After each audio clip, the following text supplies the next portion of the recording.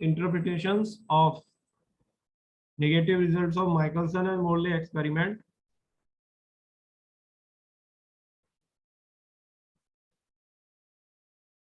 हमारा सबसे पहला पॉइंट है ईथर ड्रैग हाइपोथेसिस।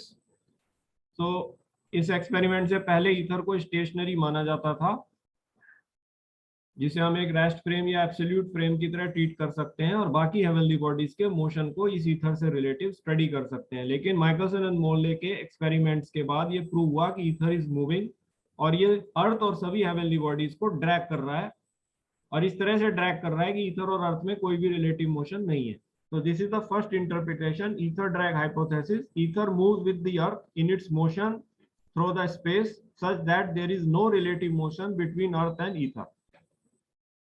Second है constancy of speed of light. So ये भी एक रिजल्ट प्रूव हुआ माइकलसन एंड मोर्ले एक्सपेरिमेंट्स के रिजल्ट के आधार पर। एक इंपॉर्टेंट इंटरप्रिटेशन है कि जो लाइट की वेलोसिटी होती है वो हर पॉसिबल डायरेक्शन में कांस्टेंट होती है और सोर्स की वेलोसिटी से इंडिपेंडेंट होती है। So the velocity of light is constant in all directions in space. This is in contradiction to the initial hypothesis of stationary ether, according to which the velocity of light is the vector sum of its natural velocity and velocity of source. तो अगर जो है ether को stationery माना जाता या ether stationery होता, तब जो है लाइट की वेलोसिटी पर सोर्स की वेलोसिटी का इम्पैक्ट आता, और उस समय अगर हम लाइट बीम की वेलोसिटी को निकालना चाहते तो वो लाइट बीम की अपनी नेचुरल वेलोसिटी और जो सोर्स की वेलोसिटी है उसका वेक्टर सम होती। तो हम वेक्टर मेथड से इन दोनों वेलोसिटीज को निकालते और फिर इसका जो रिजल्टेंट आता वो एक्चुअली वेलोसिटी मानी जाती। लेकिन क्योंकि अब ये प्रूव हुआ है कि लाइट की वेलोसिटी हर पॉसिबल डायरेक्शन में कांस्टेंट है और सोर्स की वेलोसिटी से इंडिपेंडेंट है, तो हमें ये वेक्टर सम लेने की आवश्यकता नहीं है।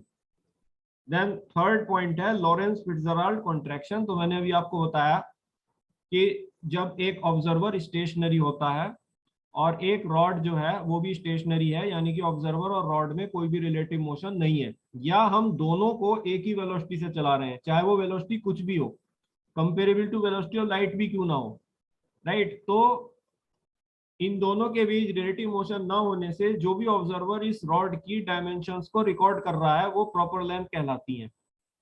बट जब ये रॉड जो है very high velocity comparable to velocity of light से मूव करती है, तो जिस डायरेक्शन में ये मूव करती है उस डायरेक्शन में स्टेशनरी ऑब्जर्वर को इस रॉड की लेंथ कॉन्ट्रैक्टेड महसूस होती है, और इस लेंथ को कॉन्ट्रैक्टेड लेंथ या रिलेटिविस्टिक लेंथ कहते हैं। हालांकि जो डायमेंशन डायरेक्शन ऑफ मोशन के परपेंडिकुलर है वो स्टेशनरी ऑब्जर्वर को उसमें किसी प्रकार का कॉन्ट्रैक्शन नहीं मिलता है, वो सेम रहती है।